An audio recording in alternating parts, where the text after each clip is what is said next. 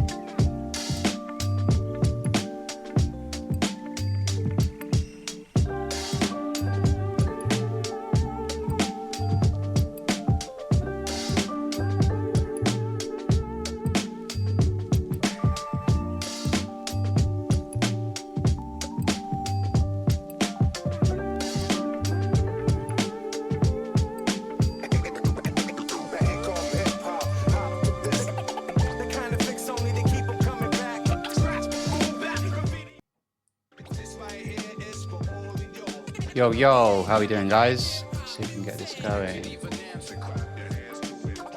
Yo, how we doing?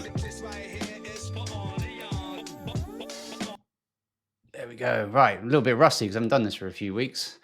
How we doing, guys? Got Bitcoin Jack here tonight. It's a conversation I'm really looking forward to. I've been wanting to speak to Jack for quite some time, and we're going to cover some really cool stuff here, which is going to be really beneficial to everyone, both in the technical side of trading, but also the mental side of trading, because we've got a few subjects to talk about there as well around lifestyle. And Jack's pretty cool. He's done a lot of cool shit in the past, which I'm really looking forward to get involved with. And what we're going to do, the running order for this stream, is we're going to jump onto the charts. I'm going to do 5-10 minutes uninterrupted analysis where I can just show off where I think things are going at the moment, and then pass it over to Jack, who's going to do the same. Then we're going to talk a little bit about Bitcoin, what we can expect in the weeks ahead, and maybe if we're at the bottom or not. And then we will go from there. So how's it going, Jack? Thanks for coming on, man. Yeah, thanks for having me, Matt.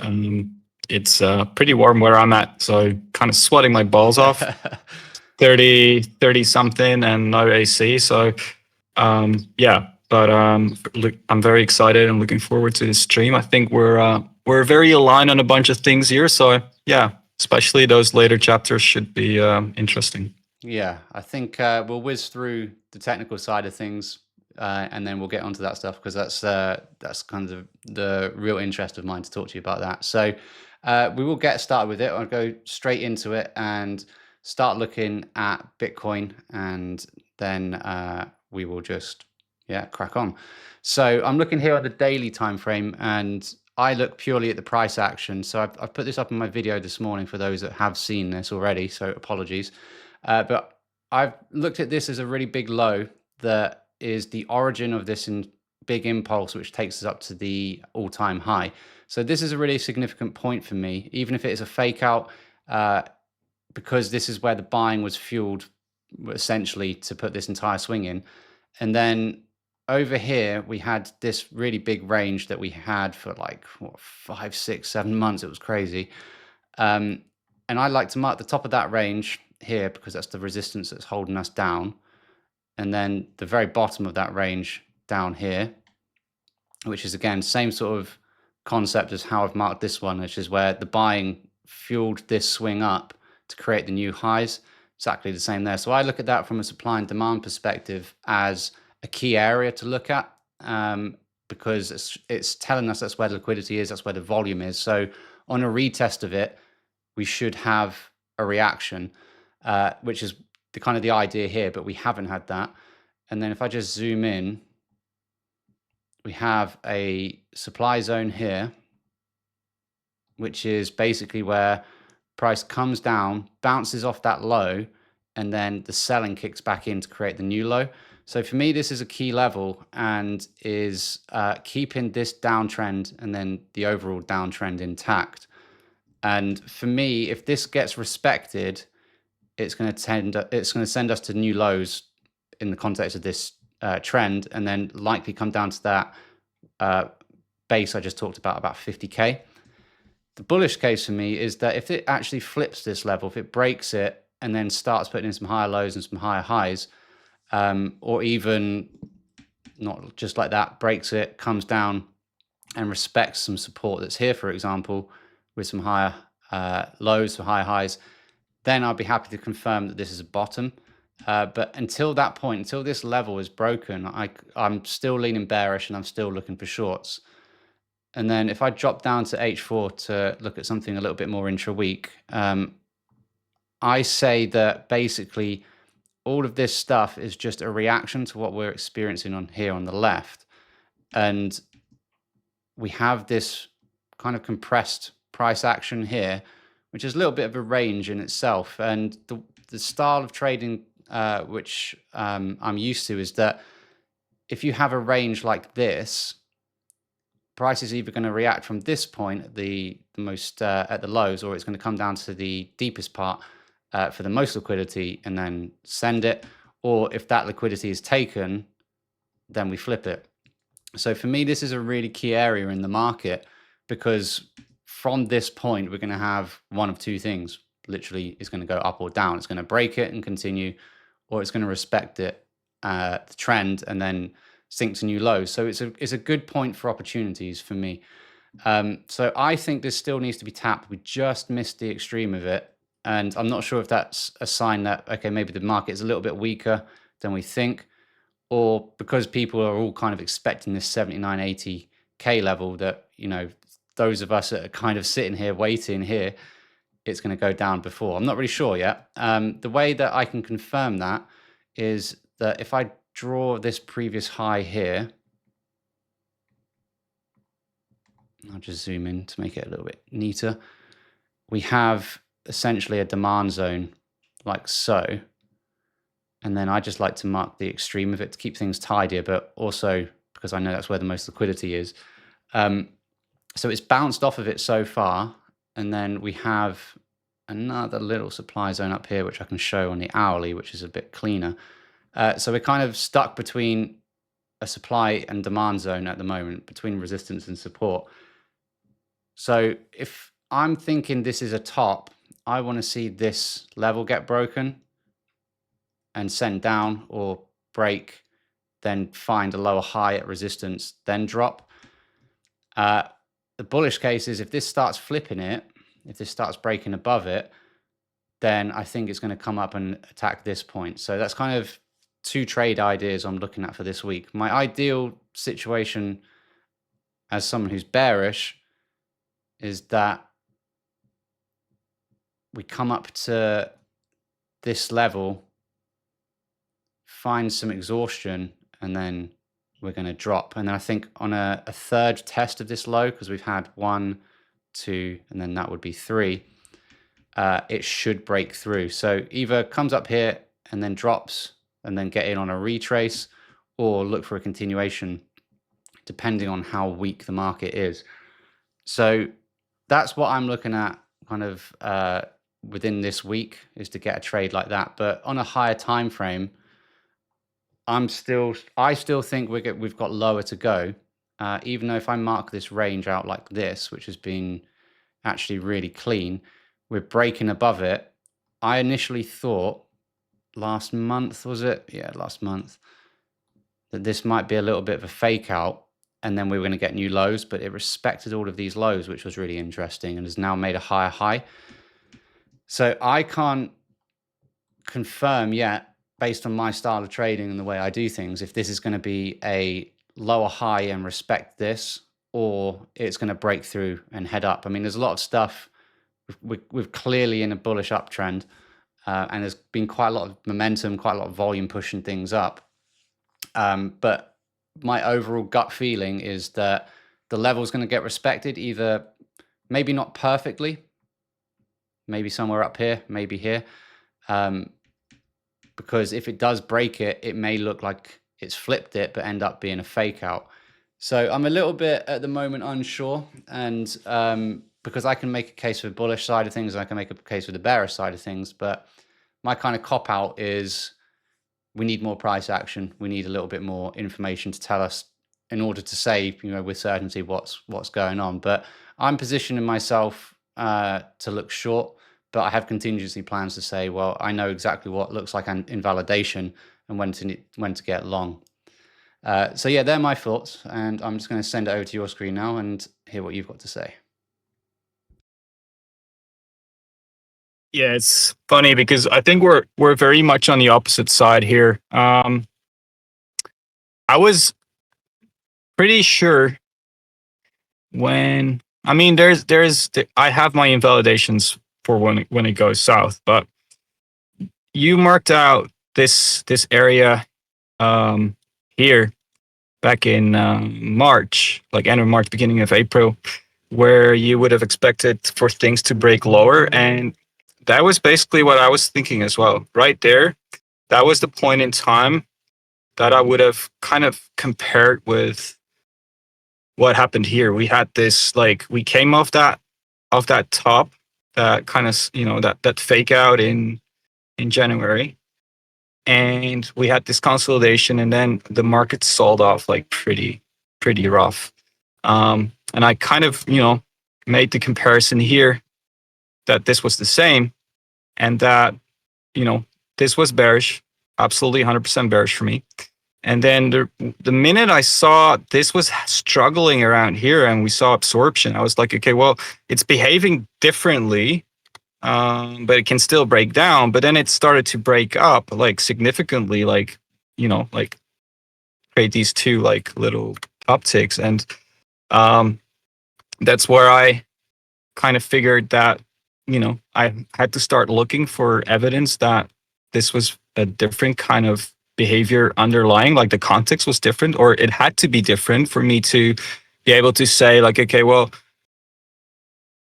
maybe we're bullish. Like I've been thinking that this low was going to be the low for a long time, but I had no way of knowing whether, we're going to follow that scenario of yours where we would go to like the 53K region, or that we were going to break up from there. So at this point, I often like to start looking at these consolidations and start looking at like what's going on behind the scenes, right? So for example, if you look at the consolidation that started in November and lasted until January, we saw strong spot selling in the CVD and strong derivative selling as well.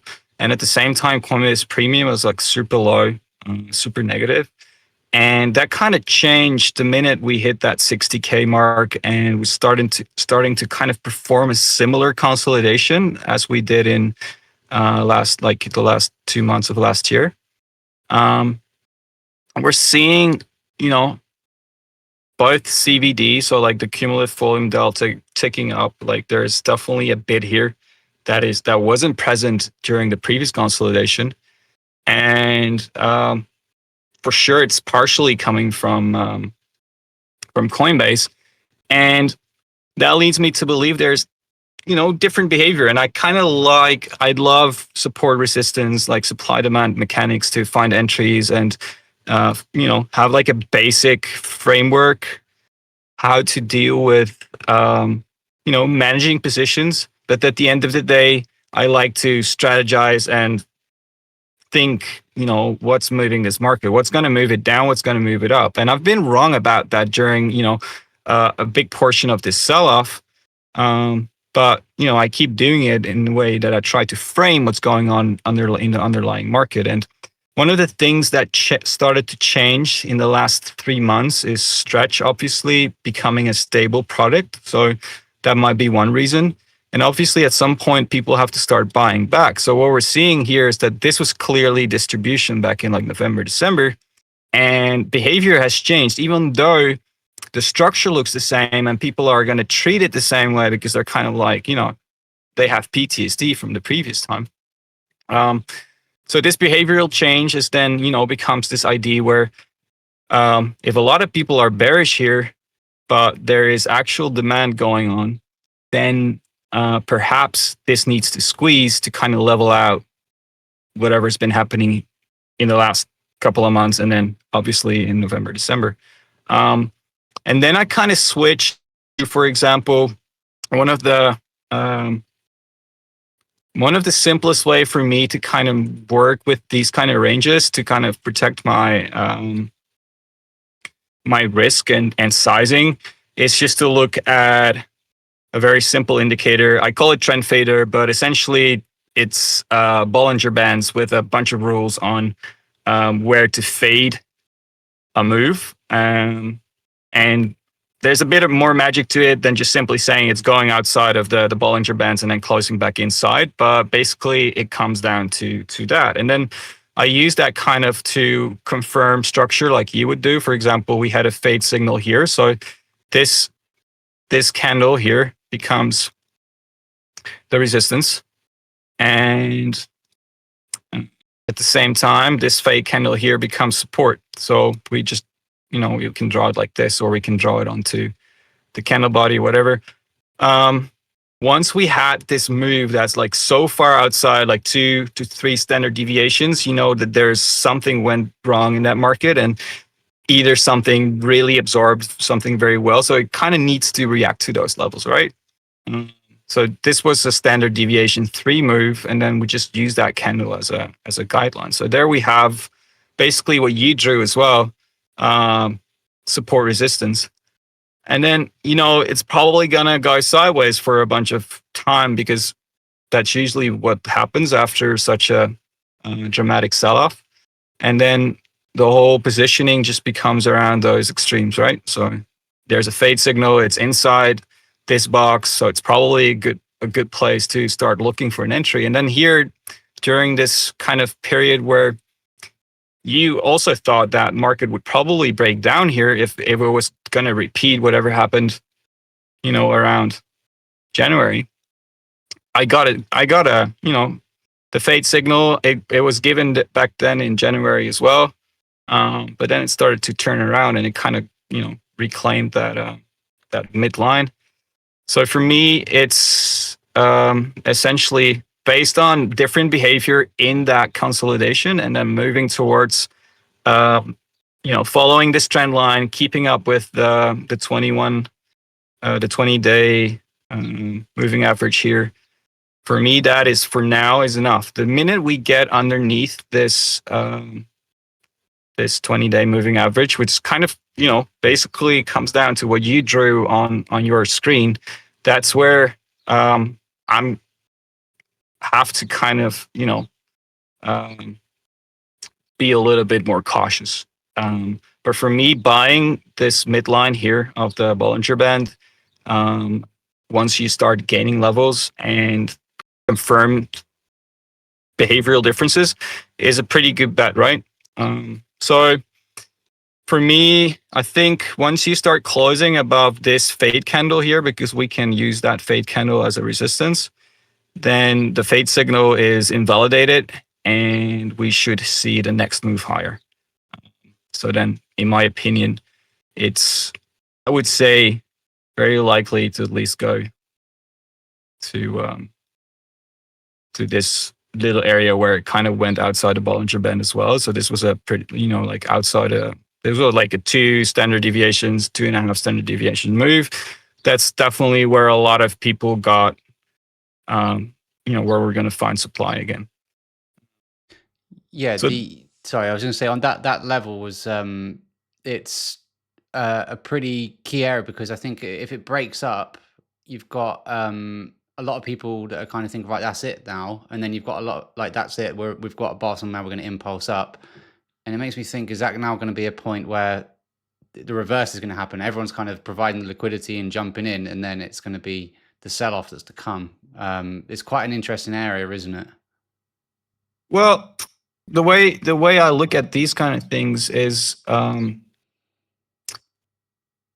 you start looking closer to the amount of volume and the amount of funding, you can do like funding times volume, and then you can kind of calculate how much how much volume times actual money paid in terms of funding has gone into something, which kind of gives you an idea whether two consolidations are balancing each other out, or whether one consolidation, which is a reaccumulation, kind of completely reabsorb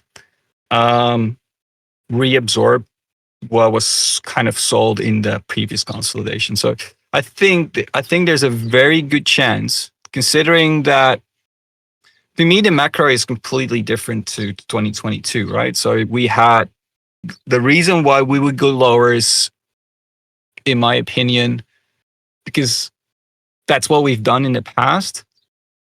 And then, if you take last cycle, we broke down and we had to, we did another detour lower before we bottomed because FTX blew up, right? Like FTX closed down, and we don't really have that right now. Instead, we have, Michael Saylor swinging a bunch of, billions every other week into the market, which makes me think that if there is such a mechanical bit, which may start to amount to like, I don't know, 6, 7, 8 billion per month just from MicroStrategy, I'm not counting the ETFs. What if this entire thing was, people being very bearish on a lot of reasons, like the Iran war, the 4-year cycle, Threat of recession as well. Threat of recession, but none of these things are really kind of, being represented in the broader global market that much. Like S&P 500 made new all-time highs. It shrugged off the entire thing. So it's basically telling us like, okay, well, calm down, because market is expecting to have, proper profit margins.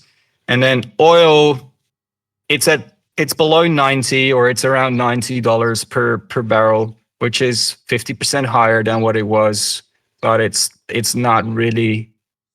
It's like 150 is like recession area, and then back in 2022, all of that happened was during 4% total of rate hikes. Right now we're steady. We're probably going to get 1 or 2 rate cuts this year.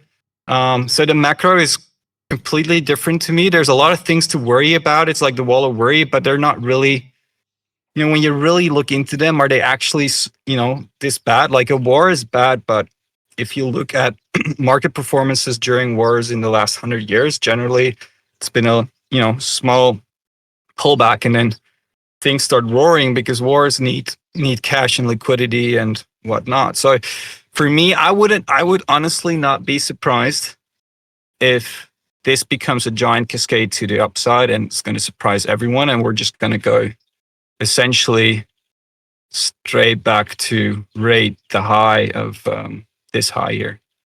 Just that. This is the kind of the yeah. I mean, my current target is 83K, but I'm not going to turn into a super bear there, because I know the upside risk, considering how much buying we've been seeing here, right? In this entire consolidation.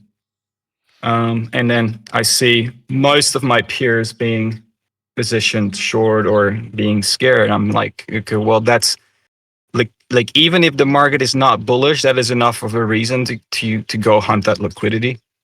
I kind of like to strategize around, where the market is going to get hurt. And the other thing that always makes me think about, it's probably the least expected move right now. But yeah, so essentially, the way I'm going to protect myself is gonna be, using this kind of system.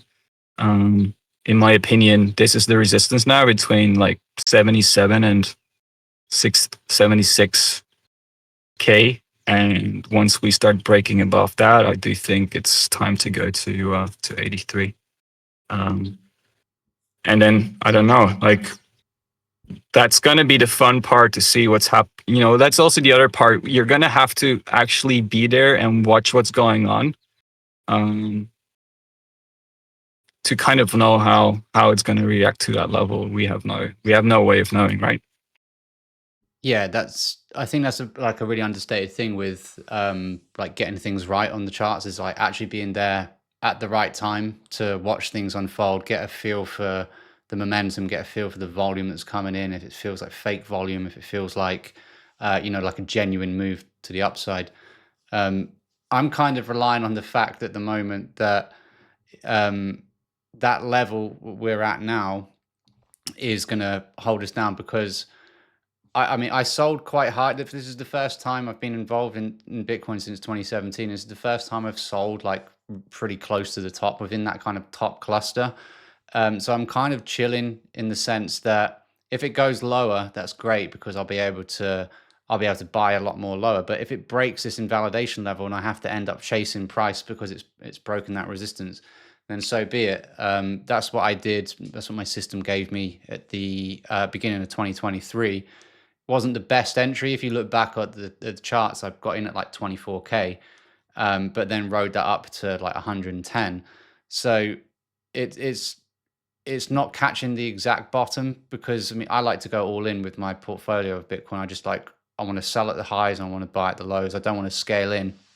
So it's at a bit of a precarious point because once it broke that range high and it's now coming up for a second time or a third time if we count this one here, coming up to this supply, I'm kind of getting to the point where it's like, okay, I know there's going to be a big move coming, and in my head, from my experience with this, it's going to break through as the number one. Second, it's going to be a big fake out, and everyone's going to get excited, and it's going to drop down, or it's just going to send us back into the range and keep going sideways for another extended period of time before then we get another big move.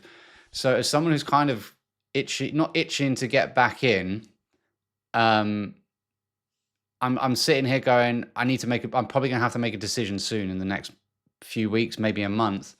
And the amount of bullishness that's coming out, I try and look at it two ways. I look at it at face value because if you've got a massive increase in volume, you've got a very clear defined uptrend. You've got this point we just talked about at this lows where when you get those points in the market where it looks like everything's going to send, whether it's either going to go up, it's either going to go down, support like in this instance, you're kind of thinking, right, this is gonna break now. They tend to be the best reversal points because it flirts with it so much, and I'm trying to still work out whether this was just a fuel for this move in order to get everyone bullish before we get new lows, or like you said, it's going to be something that's actually going to start pushing to the upside. So I'm in two minds, and I'm trying to get as many opinions on it as possible to kind of formulate my own. But at the end of the day, it all comes down to just needing more price action for me. And I think part of it is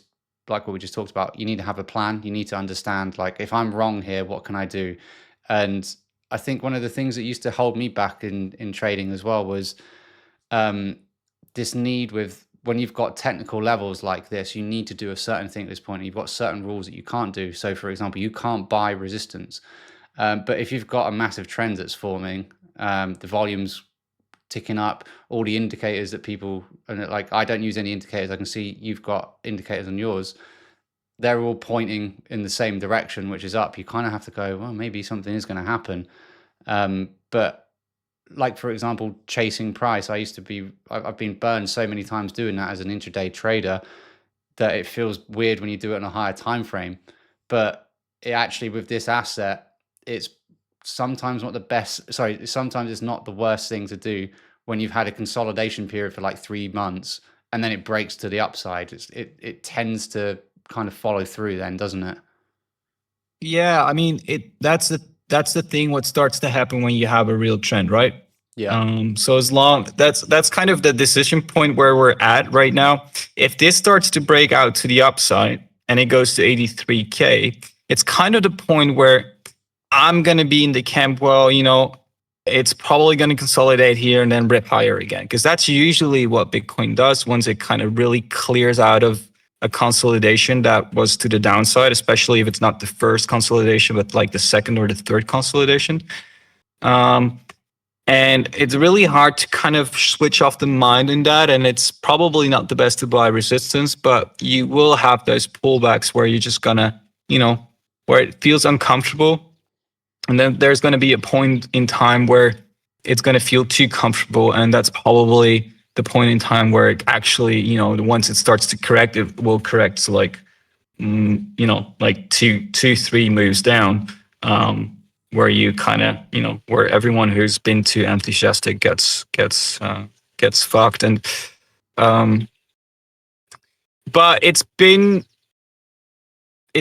kind of different. I mean, every cycle, it's starting to mature a little bit more. So like in the like 2 cycles ago, you would never get your retest once it break out, right? Like it would just not do it. You would just have to buy the green dildo, and then the green dildo would go higher. But for example, this last cycle, there were more opportunities to actually catch like a good retest, or it would like retest it and go below the retest level a little bit. So it's changing as well. Like, and I think as more liquidity comes in, this kind of behavior will also start to kind of move more, and become more, mature as an asset. Yeah, I think one of the key things I've noticed, like I come from a Forex background before I got into Bitcoin. I've been trading Forex for about 3 years. And one of the things that was really different back in the day from like 2018 to, 2022, I guess, was that it seemed to act in a completely different way to legacy markets. And now that there's so much more institutional involvement, we've got countries involved in it.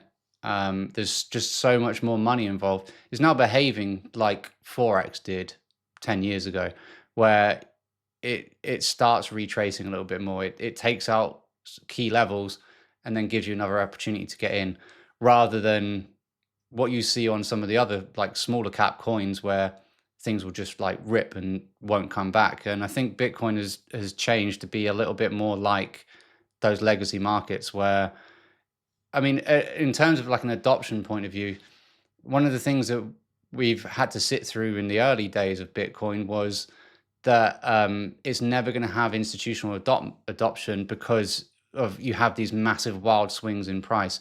You have to have, like, how could you put like a pension portfolio, for example, in Bitcoin if it's going to drop like 80%? Like no one's going to want to do that. But now it's becoming more efficient as there's more money involved.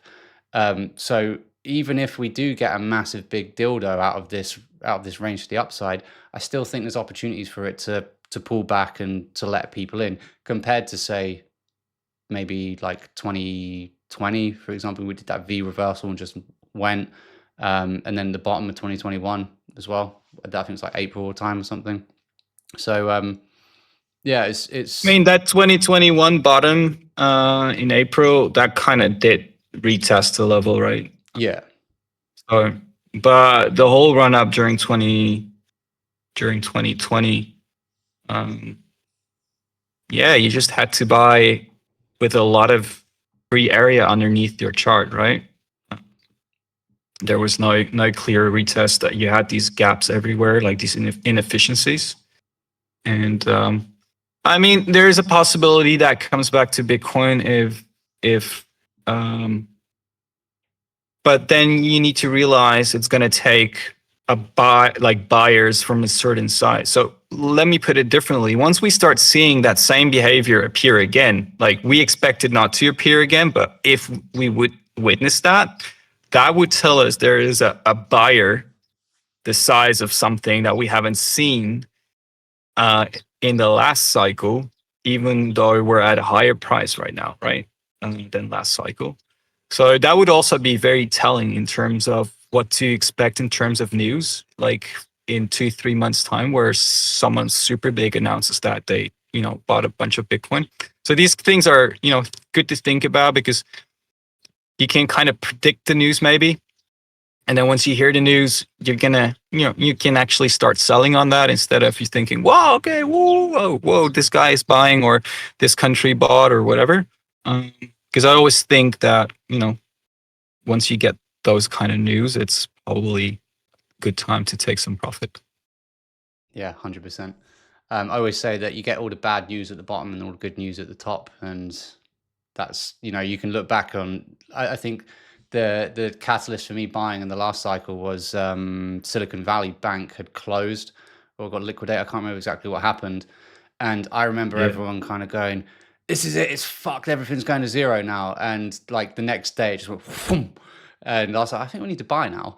And that was kind of March, I think, I mean, that was 2023. at the same time that FTX collapsed as well, right? Yeah, it was just like one hit after the other, and I think that's what got everyone super bearish. And then, yeah, you just kind of like, well, hold on a second, actually, this support level's holding and it's bounced. I think maybe we should chase this in. But I'm gonna move this on to the next chapter, and we won't have to go into super detail of this. But as a price action trader, I have typically I trade breakouts of ranges and on an intraday basis, and then I use that on higher time frame as well. So just wanted to see what your system's like whether you've got a previous trade example, or maybe we're using Bitcoin here, like what you wanted to see in terms of if it's indicators all lining up, or if it's a price action or something else, like what your decision making is to jump into a trade. In general, like, um, what I love the most, but this is the thing that happens the least, is just a good rally, right? So, always try to find entries and then hope they transform into trends. But you know that market is gonna consolidate for 3 months, 4 months, and then make one move and then consolidate again for a very long time. So basically, week to week, what I will look for, and you can do this on any time frame, but I really like support resistance trading, and then pair it with just this very simple system, this trend fader. And then on the bottom, I do have this composite index, which I use as a kind of addition to that, where I will maybe take a little bit more risk if it lines up. So I think I've kind of explained the system a little bit already during my market outlook, but there's these extremes of standard deviations based on the last 20 days. And usually when we're ranging, that's where the market is going to turn around and go back to medium value, or maybe even cross to the other side of the spectrum. So generally that sets up for just a trade. So whenever I see price, we've been ranging right here and here. So whenever I see price kind of break out the two standard deviations of price, and I see it to start struggling, that's just where I would enter, and I would just target, the other side of the trade, assuming that we are going to continue ranging, right? So it's just a reactionary move, but this won't work, when once an asset is trending really, really badly. So you'll see it's going to fail here or not. So it kind of sits in the fact that we need to kind of establish whether the market is exhausted, and then, it's going to go sideways. So in this instance, it becomes even better, because I like to use the candles that have the fade signal, or at least the candles that go outside of the bands, which are outside two standard deviations. And I use them to indicate where the support and resistance is going to be. So in this instance, it's super nice. We get the fade signal, and it happens on that block. And then the other thing that's going to make it even nicer here is that this momentum algorithm here has this divergence. So basically it's a lower low, but the momentum algorithm here is signaling it's a divergence. So you could either use, I either enter here and then enter here again because I'm saying that it's kind of in the same region. There's probably going to be support, and then, maybe drive it to the other side or drive it to the center of this thing. And you just do that. It's super boring. You get like one trade every couple of weeks, every week, but then you can go down to, I find this very reliable on the 12 hours, but you can probably do it on any time frame you like. So just wait for market to consolidate, and then there's going to be 1 or 2 or 3 fake outs basically that you want to kind of counter, to just make small trades and do nothing spectacular. So that's one of the things that I'll spend my time on, put some alerts on it. And just, when I get the alert, I probably have a few hours to kind of figure out how to enter that trade, and just leave it there. It either wins or it either loses. And generally, when you're actually inside a good consolidation, the win rate is about 70%. So I would generally not, use a one risk to one reward, or maybe slightly higher, but nothing spectacular. It's just super boring, high expectation of a win, and that just compounds. And then generally, I will try just to use that and put that into a larger position once I think market is actually going to turn into that trend.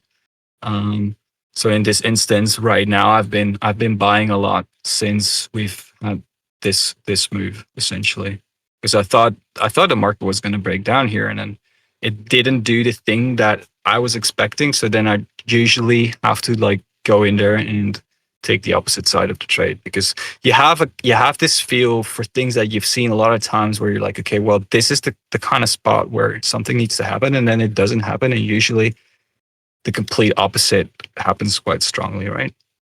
Yeah, it feels like we're kind of at that point coming up as well, where we're at, and obviously we're the flip side of the Yeah. range. Yeah. It's a really like uncertain time, isn't it? But it's kind of, you have to be a bit more hands on and watch what's going on to really understand. Like, because I trade the 1 minute time frame in FX, and that has been like, I've been doing that for about 4 and a bit years now, and that's been an incredible education in learning what looks like a fake move and what looks like a really organic move. And then you can apply that to the higher time frames, because things just move exactly the same, but just obviously a little bit slower.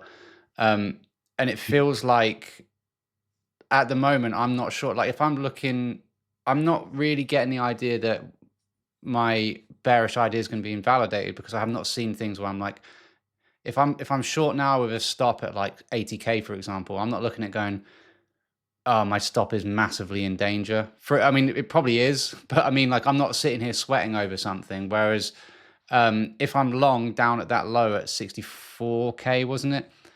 And it's barreling towards it, I'm like, fuck, this is like the third, fourth test of this support now. It's probably going to break it. So yeah, you're quite hands-on, are you? When just basically when you've got an area that you're looking to do business at, and you're quite hands-on and watching the flow and the momentum and stuff before making your decision. Generally, yes. Yeah. So it sounds kind of similar to me, because I know my previous style of trading, I used to be a bit more of a swing trader back in the day, was just to mark levels and then like set pending orders on them and then hope for the best. But yeah, I'm kind of a little It's bit more hands-on now as well.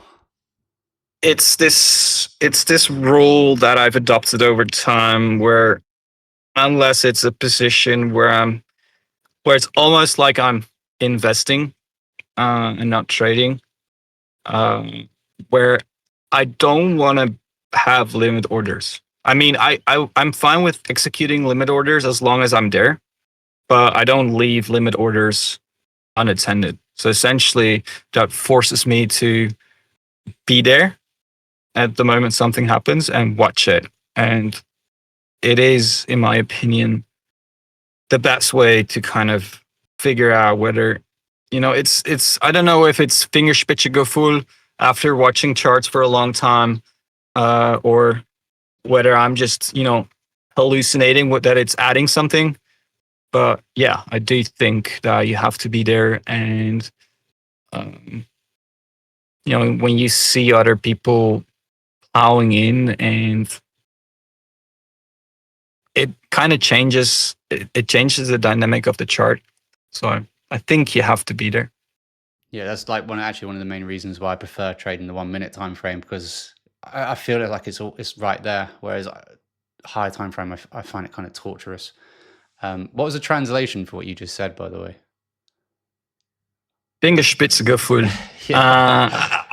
I would assume that's like this more, that it's known across the globe, but it's a German thing they say for, yeah, Fingerspitze, like the top.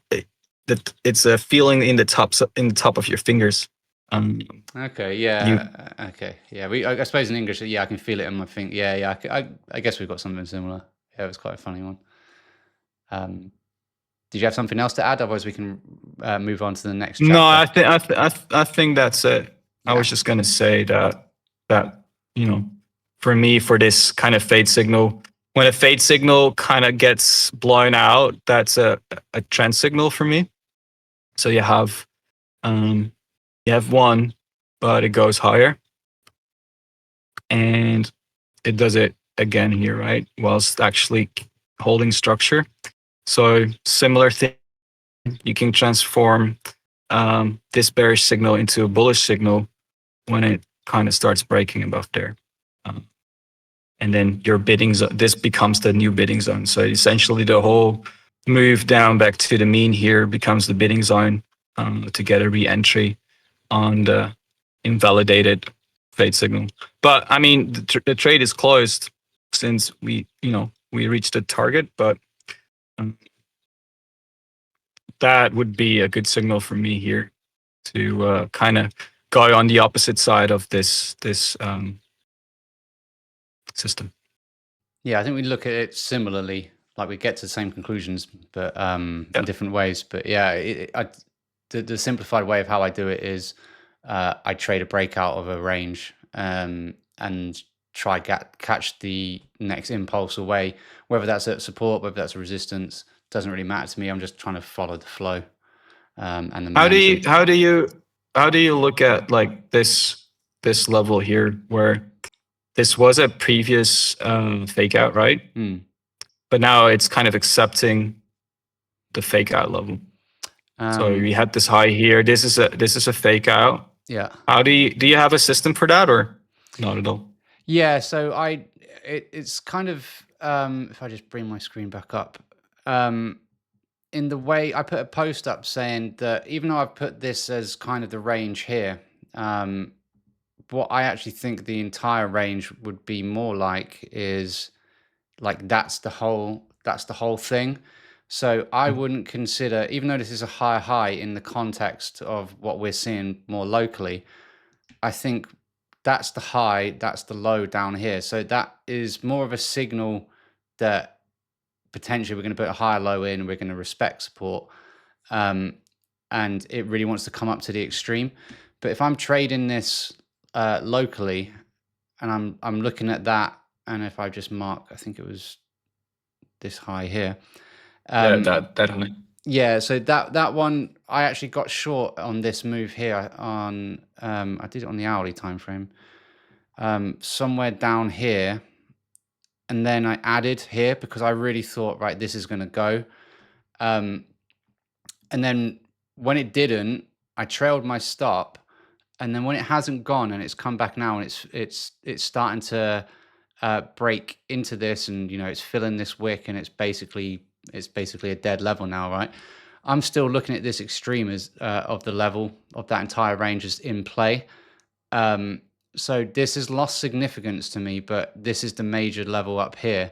So I think I wish I'd reacted. I mean, in hindsight, I wish I'd reacted to the long side down here um, because it hadn't gone. But I kind of expected that was the high, and I thought to myself, and I'd said this on a few streams and a few videos, that this move didn't make it to the extreme. So we're probably in a pretty piss poor market, and that it's going to break the lows.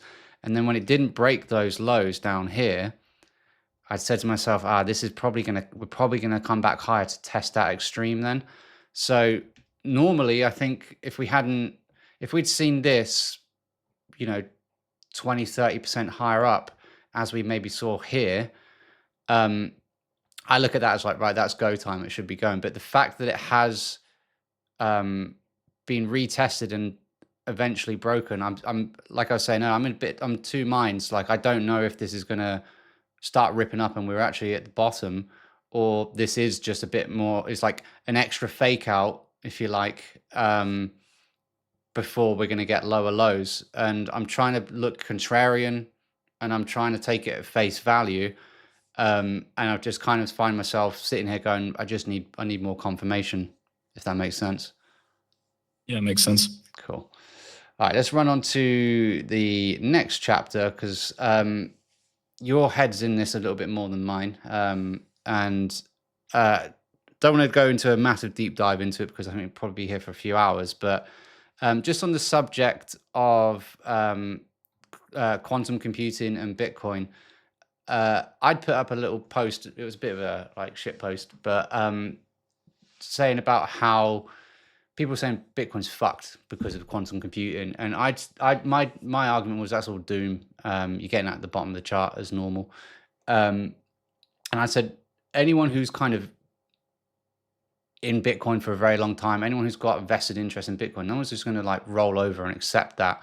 But do you think it is like a legitimate risk to Bitcoin, or do you think it's something that's a bit more like FUD that we've seen in previous cycles? Because there's always something on a cycle, right, that's going to cause like an existential threat to Bitcoin. And for me, I'm looking at that as quantum will eventually get over that. And then as a secondary part of the question, what you think the next meta will be in the next cycle? For example, we had altcoins in 2017, 2018. We had NFTs in the 2021 cycle. We've had meme coins in this one. Do you see anything linked to quantum or AI within the next cycle? What are your kind of thoughts on that? I'm sorry, it's a bit long question, but it's two very different questions. I think that I'm just going to split them up. But I think on the quantum topic, I've been speaking about quantum for a few years now. And what's been happening is that for a long time, the threat has been downplayed. And the reason it is a threat is not because we don't have the technological solutions to actually migrate Bitcoin to quantum safe key signatures, but the reason sits in the social layer. So A, it's being downplayed that quantum is going to be a threat. B, once people accept that it's going to be a threat, they downplay the time scale and the time period in which it's going to happen.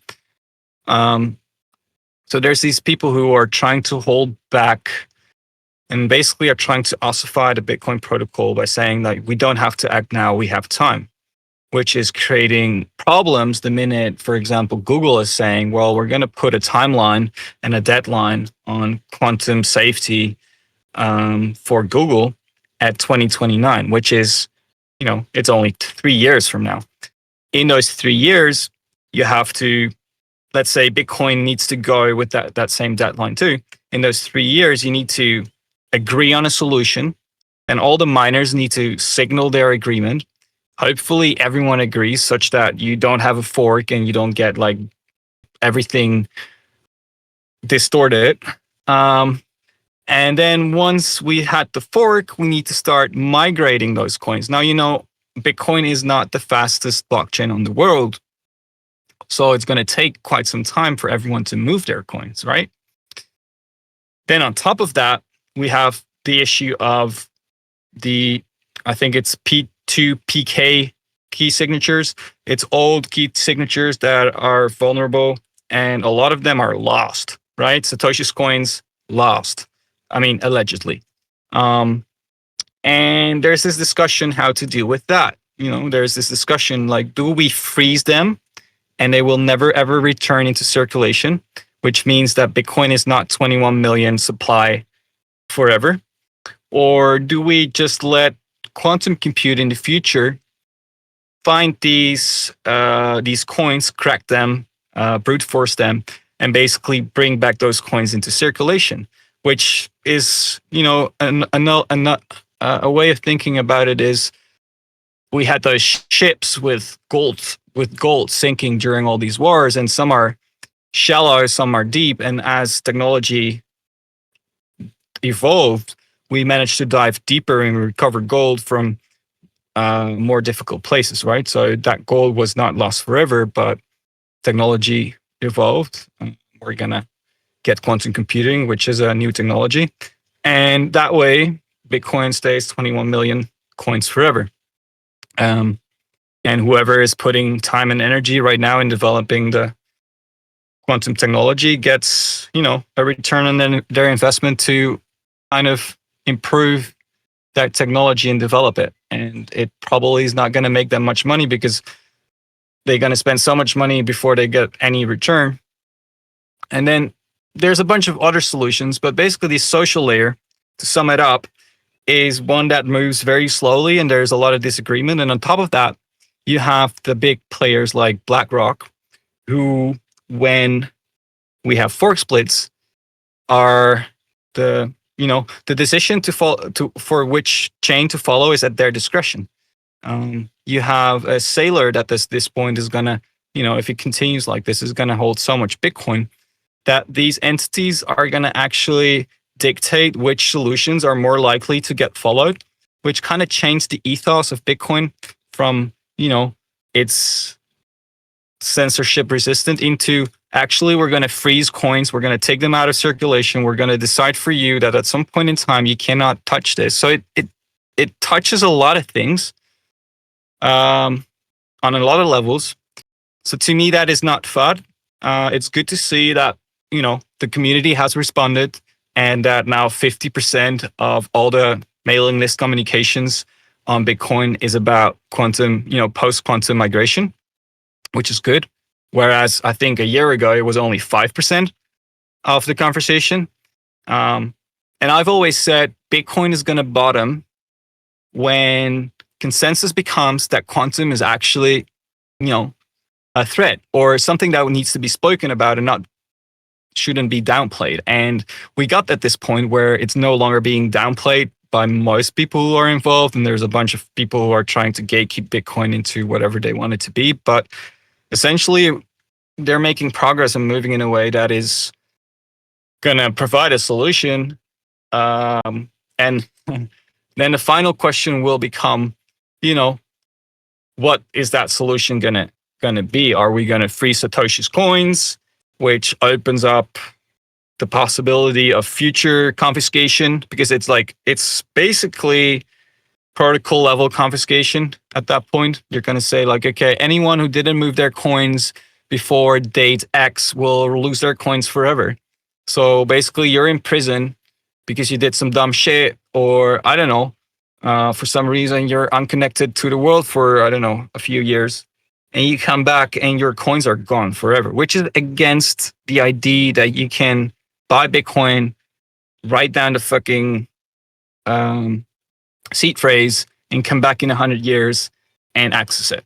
So yeah, a lot of things going on. And I understand that there's a cohort of investors who may think that, abandoning Bitcoin because of this reason, or at least selling some until it's clear what direction is going to be chosen.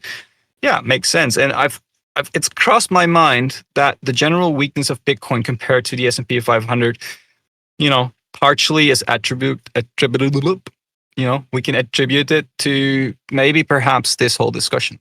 So that was question one. Yeah. One thing I just wanted to add on that, because the kind of scary thing is as well, right, is that, and you touched upon it, Bitcoin was supposed to be this libertarian movement where, you have your keys, you have your coin, you have everything is self-owned, it's all self-custody, right? That was the big appeal of it. And along the ways, it's that way of thinking, that kind of lifestyle of Bitcoin, if you like, has been lost. Because I remember the previous cycle, and certainly this one we're kind of going through, people like started twerking for having all the supply getting bought up by institutions because it meant their bags got pumped. But then if you go back 10 years ago, everyone was completely against that. And the I always say if there's a 0.00001% chance of something being corrupted, like not just in this world, but like in literally anything in the world, it's going to get corrupted. And the idea that they're going to say, or they're saying like, what you just said kind of is quite worrying. Now if you've mentioned, because I've not really looked into it that much, but the fact that whoever's going to own as the most supply is going to be able to dictate what kind of avenues we go down, and then being able to brute force wallets and do like take them, and that will then lead to more government control, I believe, which is exactly what Bitcoin was supposed to be a deterrent against. In that, okay, well, we see you've got a Bitcoin wallet that has not been touched, or you've not been able, you won't be able to. You're not going to give us the keys to get into it. We'll just fucking brute force it. Then we'll take those keys off you. That kind of leads down that road. And I think if there is, like I said, 0.001% chance of a government saying, actually, we're going to come up with a reason why we're Well, gonna take this let's cold be storage. let's be honest. Like, it's not that easy for that to happen. Um, but it would be a step in the direction, right? We still would have to be able to get to confiscation on the protocol level, directed at lost coins that we create like a cutoff date for. Um, is still not giving a government the tools to actually go in there and then, at their discretion, take coins the way they want. Um, and we still gonna need like a high majority to agree with this, or we're gonna see fork splits, or we're gonna see forks, and the network will split.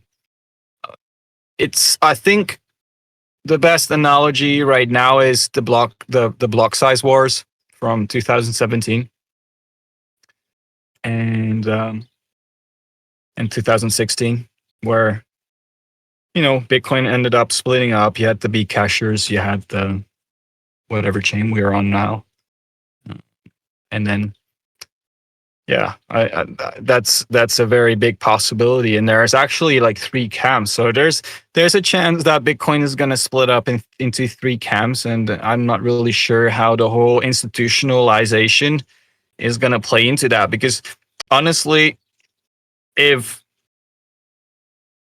the real user base doesn't follow the institutional chain, and these people can convince all the other people to follow them into this different chain, then we still, then the institutions won't have any. They will have to like eventually follow the people, right? That's kind of the game theory why Bitcoin still survive to this day, because we've tried to fork it a bunch of times, and then we think that we chose the right fork every time, and that miners don't dictate, but it's where the users go, and that's where the miners go because the users are there, right? So it's like they can create their own fork with all the elites on it, but if the everyday, like average guys like us are not there to kind of believe in that fork, then what value does it really have? That's one question. That's, I think, one way to look at it. And then we'll have to see how it, what kind of solutions the chain will eventually pivot to. Yeah, I kind of I look at things more as cause and effect. So even though I didn't think it's an immediate threat, like say for example, governments can confiscate things, it the way it's going just kind of makes me think that somewhere down this road, somewhere on this timeline, it's going to be a possibility if they're kind of opening up to it, which is kind of where my worry would be. Yeah, my opinion is that we should just leave the chain and create quantum safe key pairs, and everyone can move their coins to these new key pairs whenever they want. And whoever doesn't, by the time quantum is capable of cracking those coins, is at the risk of being, losing their coins. And that's how I think that we should treat it. But a lot of people, big money involved, doesn't like the idea of like a billion coins, like a million Bitcoins coming back into circulation.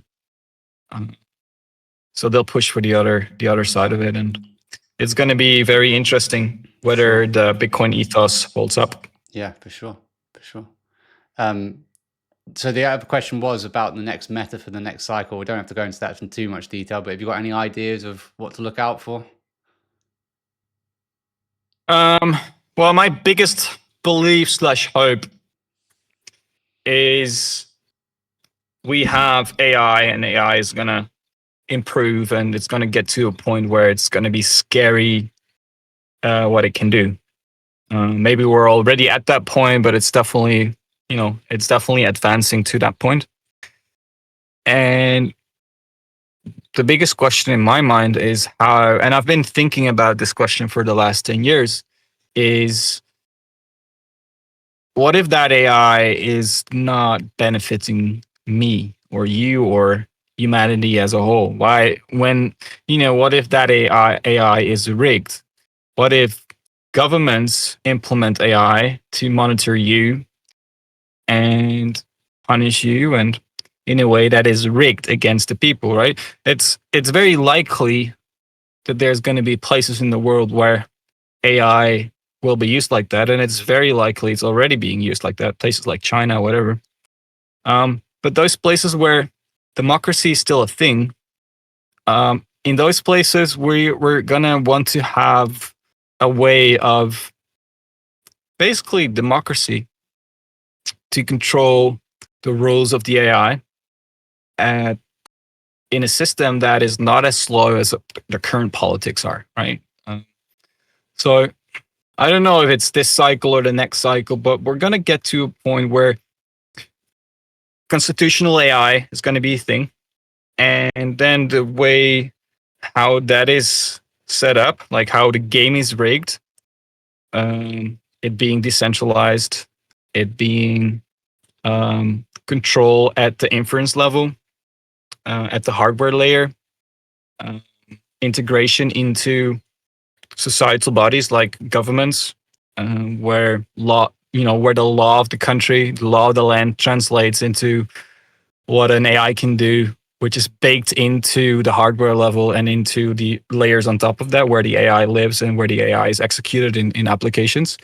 Because we cannot govern AI the way that we govern businesses, through the way that we're, telling people, you have to file your taxes and give us these reports, and you need to get these certificates, and then you can start doing things. No, AI will just do shit. So it needs to be baked in on the hardware level, on the software level, and we need to be able to change those rules on the fly through governance, through democratic processes.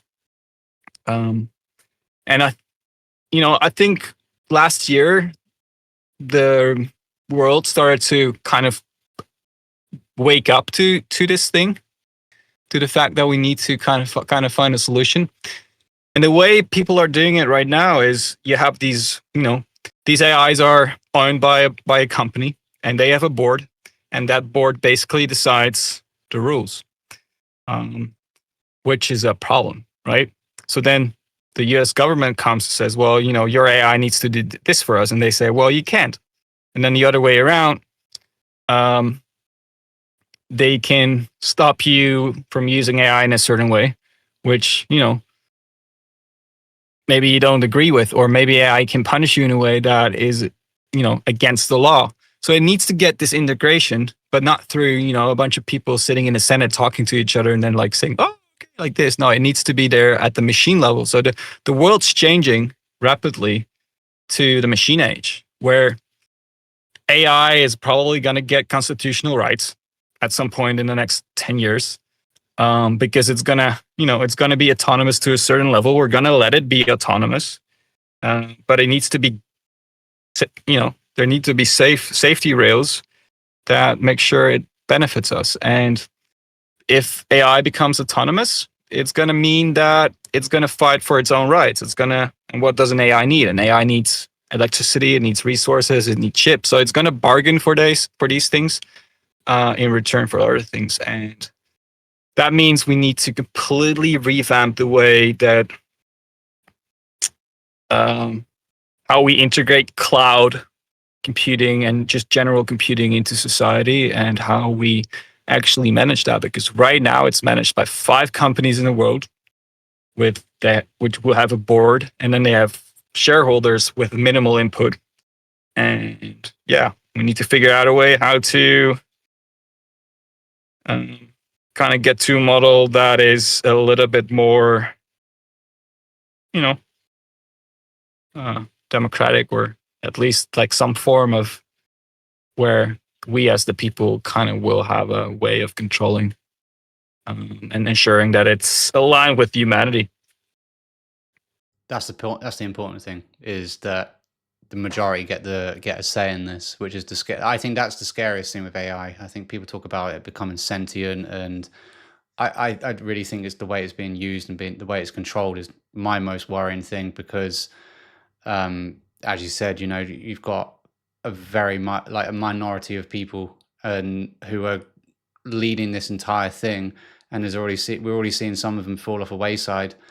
And my big worry is, yeah, how's it going to be used? Is it going to be um, uh, an excuse for making certain decisions that aren't good for the people, but is good for the AI, aka the people that are running it? So, I mean, I could run into that. We could run into that for hours, to be honest. But I'm very conscious of your time as well, and I would like to move on to the next section, which I've said about trader lifestyle and freedom. And I'd originally set up another chapter about mental health and trading, but considering time and everything, I'm going to condense that. And part of the reason I do these streams, or one of the main reasons I do these streams, is to get to know other people who are trading and kind of see what they're doing with their lives with trading. But we spoke about it before. Like I had a 3-4 year hiatus from social media, and one of the big reasons for that was I had a lot of shit that I had to go and solve in my own personal life, which was holding me back from fulfilling my potential in trading, I felt. And I went down a lot of rabbit holes in terms of psychology, spirituality as well. And it made me appreciate that as traders, there's a lot more to just doing a little bit of analysis, clicking some buttons, and understanding like levels and whatnot.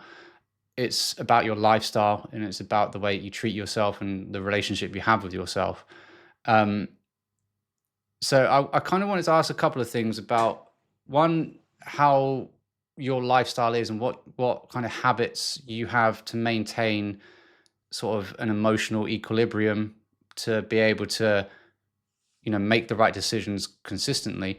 But the something that I remember reading it a while back from you, and I got really interested in it because I share the same thoughts, and it's around depression and trading. And you could probably branch that off to things like autism and ADHD and other sort of mental health issues.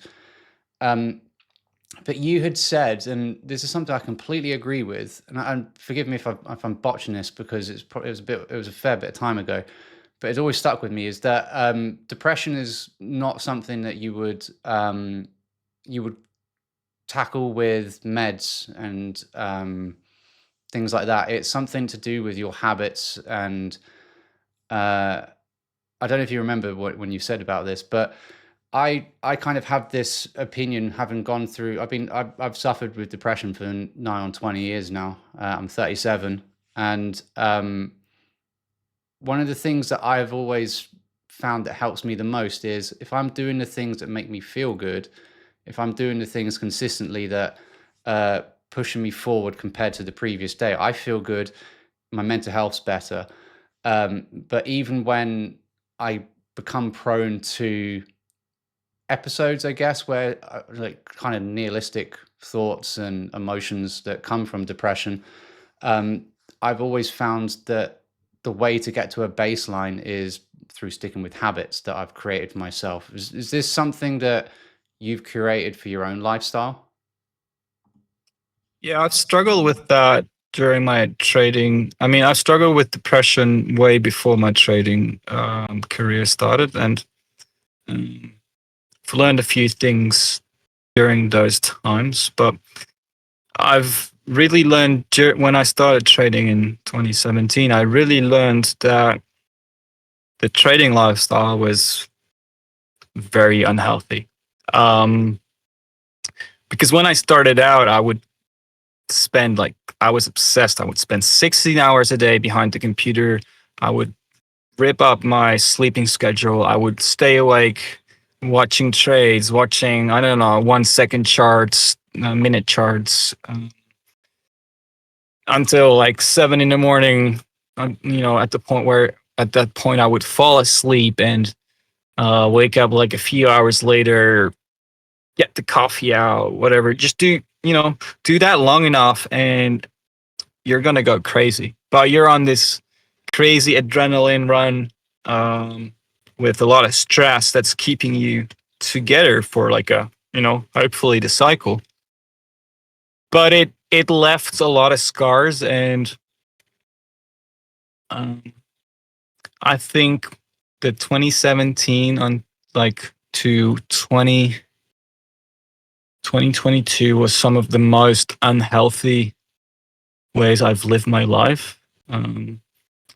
I started kind of fixing that by, you know, leaving in the winter, going to places with a lot more sun, trying to actually stay active and get into routines that worked. But the bottom line remained very unhealthy. So I think in 2022, I realized, well, I need to kind of reset that entire thing. So once that bull market started to break down and all my stop losses were hit, I I fucked off for a couple of months. Just didn't bring my laptop, didn't bring anything with me. Went to the other side of the world and started to reflect on, not only the mental damage but also the physical damage to my body. And I think ever since I've started to create habits, like you said, um, like I to back up a little bit, I come from a background of manic depression. My mom has it. My grandmother has it. My great grandfather had it, and so I'm prone to that kind of thing. And they tried to put me on medication for it as a kid, and I always refused that because I figured, if this is really an issue I have, I need to find the tools to deal with it. But this whole trading period, let's say 2017, 2018, 2019, 2020, was very bad. And so ever since I've started to prioritize the basics again. So essentially I try not to be on the computer when the sun is down, for example. Um, I don't always follow the rule, but generally I try to. And then I started with workout routines, and I started with getting sunlight exposure routines. I started with diet, just, consistently get my body the things that it needs, and started to learn more about these things.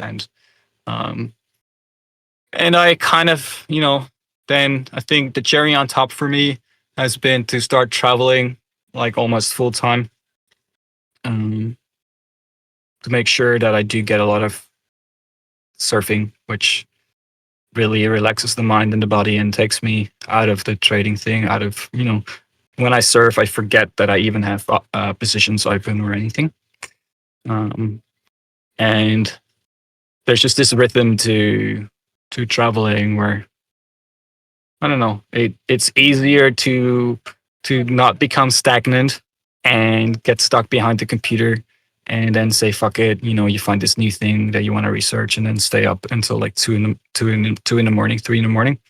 So it's really about getting back to living a life that a normal person would do, even though, because I got really isolated during that period in time. I would kind of, not see friends. I would um, not partake in social behavior. And then I would show up on a Saturday evening and get absolutely shit faced with them. But then I would disappear again, right? So it's all these things were super unhealthy. And now I wake up, I don't go behind the computer. I start doing my routine. my coffee, some supplements, some whatever, some breath exercises, going outside, getting some sun, doing some sport, come back, and then okay, well, what are we going to do today? Do some work, and then get off the work after 2 hours and start, you know, enjoying something else again, and then maybe work, like, depends on the day and what I'm doing and what I'm focused on, but try to minimize that to no more than 6 hours a day. Even when I'm like super hyper focused on something that's very interesting to me, I get obsessed about these things, but I need to kind of calm myself down. And I know that, getting too deep into that kind of shit is just very, very unhealthy. And, I'm 34 now, so that's the things you maybe also learn with age. But I can recommend anyone who's in trading to really never forget about your basics, because it's going to spiral your mind and your body into a bad decision making. But you're also going to, it's going to take you 2-3 years to recover from 5 years of very bad physical care and mental care. You're Yeah, going to age 10 years. Yeah, that. Go ahead. it's like that meme, isn't it? Like the guy, the old dude sitting at the computer. What does it mean trading ages you? I'm 22 and I feel great. Like, and he's holding his cup of tea up. Um, yeah, that sounds kind of similar to what I went through. But you traveled and I just kind of stayed in my house and figured it out to myself. But I think the isolation, when I see a lot of people that have made success in business and trading and other like um, difficult ventures, one of the things that has kind of, um, I guess, been a little bit of a common denominator is that people have an isolation period where they kind of go within themselves and just kind of actually address the fact that what the fuck am I doing to myself? Like, I think, you speak to most people in crypto and you've people have periods where they've done 20-hour days, 7 days a week, because they're just so fascinated by this thing and the potential of it. But someone like me who's kind of prone to the depression, prone to like negative thoughts, and every single day I wake up is a battle, and I'm sure it's probably the same for you. Um, and I've found that when I go through losing periods in trading, it's like the whole world has ended for me, because I got so good at it and it felt like an escape from the rest of everything else I was doing. And I was making money and being active, you feel like you're actually doing something. You feel like, even though like trading has no real intrinsic value, it feels like you're making progress in a field um, that means something. And when I was away from it, or when I go through a losing period, like I kind of retreat back into myself. And the thing like I said, is that the way to kind of maintain some level of emotional awareness is doing some habits, like mindful habits each day. But I have vices as well. Like I used to do the same as you, like just get shit faced week after week after week with people, and it kind of suppresses those feelings. But or like that awareness that, hold on, I need to do something about this. I can't just live my life that, fuck it, I'll get drunk again, and then those feelings go for temporarily, and then you just kind of go in that cycle. But one of the things for me was weed, that really sort of like opened my brain up during the lockdown period, which is when I kind of had that like isolation period to go into myself. Um, and I agree with you, like with meds, like my same thing, like my whole family has a history of it. My sister has been diagnosed with ADHD, with autism, with bipolar. She's been like prescribed loads of different meds, and I told her not to do it because I think my kind of unpopular opinion, I guess, and it's not a massively educated opinion, is that if you've got something like ADHD, then pills are never going to help you. It's something that you've got within your own brain that has caused you to pick up unconscious habits and thought patterns, and the way to improve it is to go to the source of that. But that takes a lot of self-awareness and a lot of mental work, which I don't think a lot of people are capable of. um, but do you have any vices or anything nowadays then to like deal with that? And does trading still, or does it still send you into spirals where like pits of despair come and you can't get out of it for a while, like I do? Like I get that occasionally still. I've been trading for 11 years, but I still get that. Do you get anything like that? I don't really have any vices anymore. I think I've always been kind of, when I start drinking, I kind of go like it's either on or off. Um, but it's no longer triggered anymore by me suppressing myself. And I would get these like really crazy benders because I was under so much pressure all that time. And then not dealing with that pressure by being mindful. So you would start drinking, and at that point you relax. That's like your first moment in the whole week where you forget about trading, or you forget about your positions, you forget about the risk that you're taking, and you're just having fun. So these days I don't have that anymore because I think I got to a point where I either, for example, wouldn't be in a trade when I'm uncomfortable through it. I try to really minimize the stress that I'm experiencing from the trading, which comes from having experienced it so much and having gone through a lot of stupid decisions over time. And also, I think base level stress resistance goes up over time as well. Um, and also by knowing better, what things to focus energy on and what not. Because in the beginning, you're like, oh, should I know this? Should I know this? This information, this information. And what was the other question again? What do you still experience this, and like, do you have vices? Or whether, yeah, you asked me like, do I still have like periods where it pulls me down? I think yes, in a way that, when, like you said, when you have a bad streak, um, you get to the point where sometimes question yourself, this is giving me a lot of stress. I'm down quite significantly. And is it still worth applying all this? I'm not learning anything. I'm not developing a skill.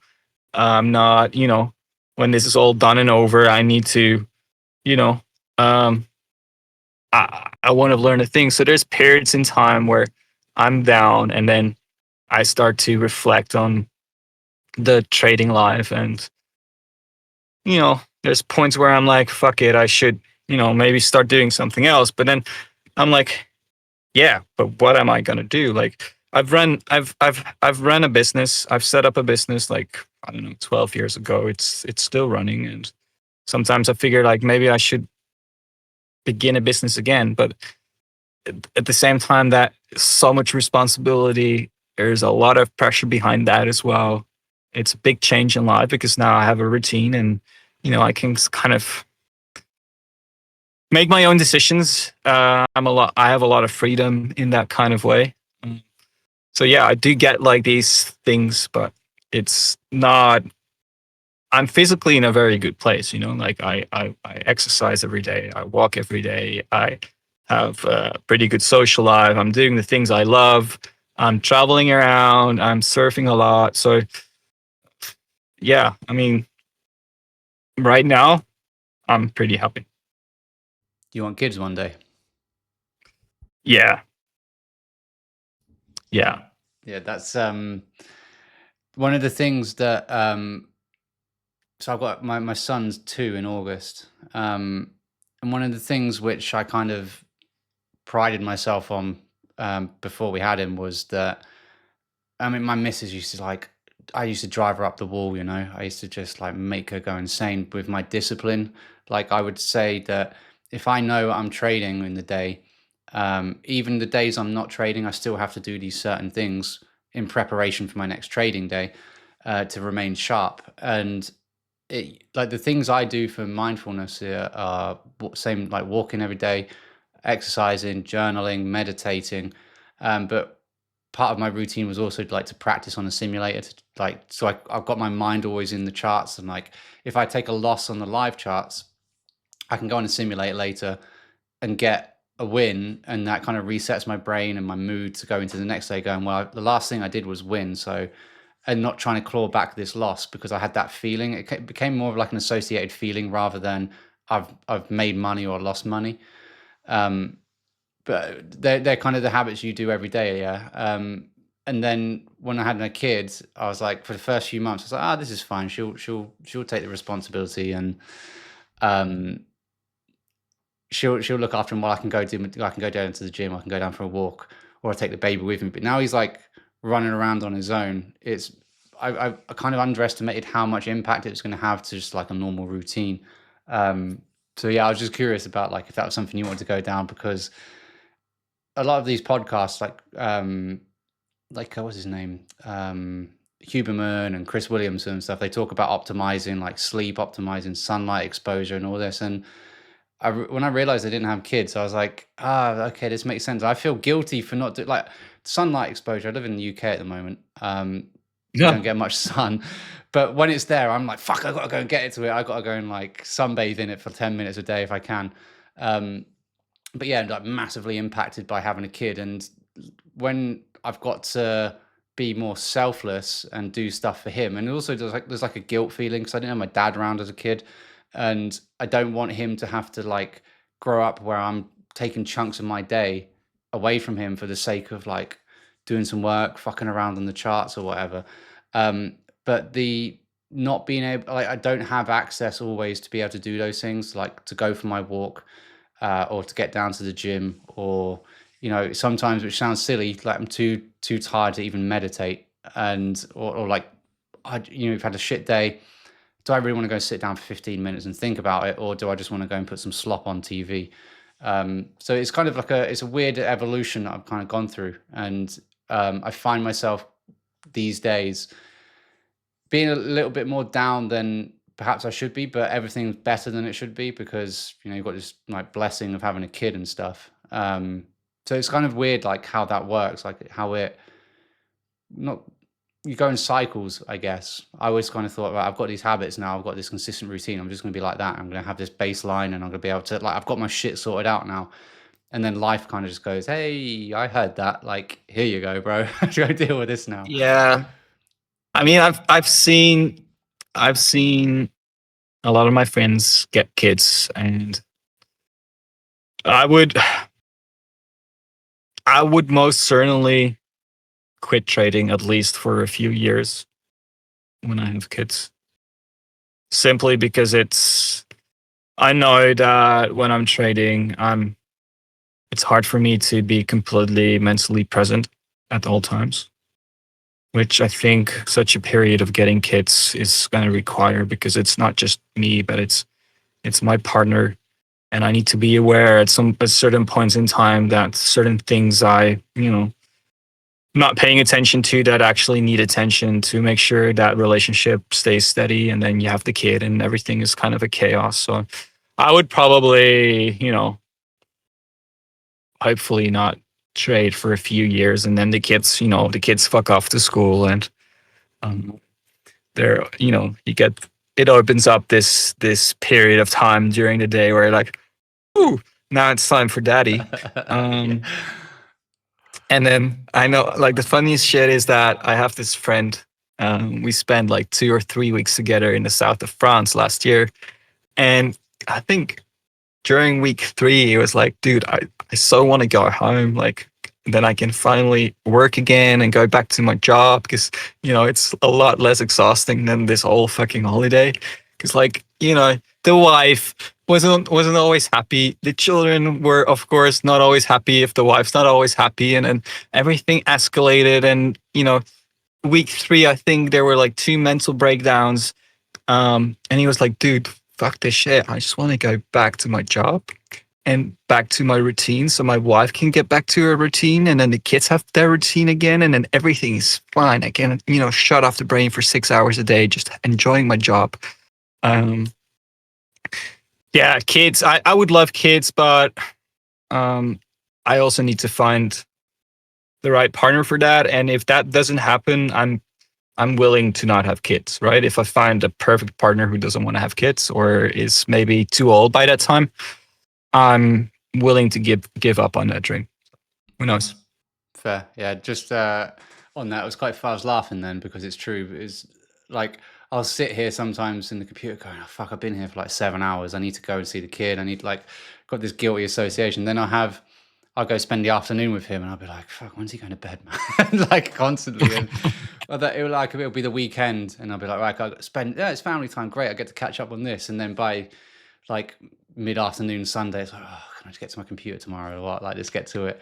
Um, but yeah, that's kind of a wrap on everything, man. It's been really great talking to you. I'm really conscious of your time. I know you said you're not an evening person, which is why I've done this a little bit earlier, and I've had a massive headache. I've been fasting today. I fast every Monday, and I've been dealing with this massive headache. But I'm really enjoying this conversation. But I'm very wary of the fact that we've gone on for quite a long time, and I don't want to take up the rest of your evening. So I appreciate you coming on, man. Is there anything else you wanted to say on what we just talked about? Anyone who's going through anything bad with their mental health? If you've got any quick tips, like having just habits or a consistent routine. Yeah, I mean, the first thing that you should always do when you're in a bad position is just to step away. Stop doing what you're doing. Stop doing the things that got you in the first place. So if you're in a very rough position, very rough place, just quit the trade and stop trading for a while. Stop looking at the charts. Go look inside yourself. There's it's only gonna get worse once you start really ignoring the signs that you're making bad decision after bad decision, and it's gonna compound very quickly. So if you're unhappy or if you're in a bad spot, how difficult it may be, just reach out to someone and start talking about it, because it's gonna structure your thoughts and help you find solutions. Yeah, that advice is really good. Step away, but I'm also guilty of giving that advice and being really bad at walking away when things are not going The bad. humans are preposterous in that way. We're like, we're always going to give advice, and then we're not following it up ourselves. But eventually, we do, because we learn it the hard way. We always know what's best when, especially when we're not in it. But once we're in it, it's sometimes very difficult to actually do it, and sometimes you need a few cycles to break the cognitive loop that you're in to actually start, dealing with it, recognizing it, acting on it, everything. The psychological cycle on that is pretty rough. But yeah, man, I really appreciate it as well. I hope it's going to cool down here a little bit and I can go to bed. I actually must be honest, it was nice that you could go an hour earlier, because I don't think I would have lasted until like 10. um, That's cool, man. No, I that's appreciate one of the it. things I started. That's one of the things I really started doing, is like protecting my evenings and waking up when the sun rises and stuff like that, which is, mentally also really helping. Yeah, no, I used to be the same until my evenings ended up being like hour and a half, 2 hours to myself. It's like, oh, let's stretch this out a little bit longer. Otherwise, I've got to go back into the carnage the next day. But yeah, that's cool, man. Thank you so much. Maybe we'll do it again. We can touch on some other subjects without potentially going to like a 4-hour stream. Yeah, awesome. No, let's do it again.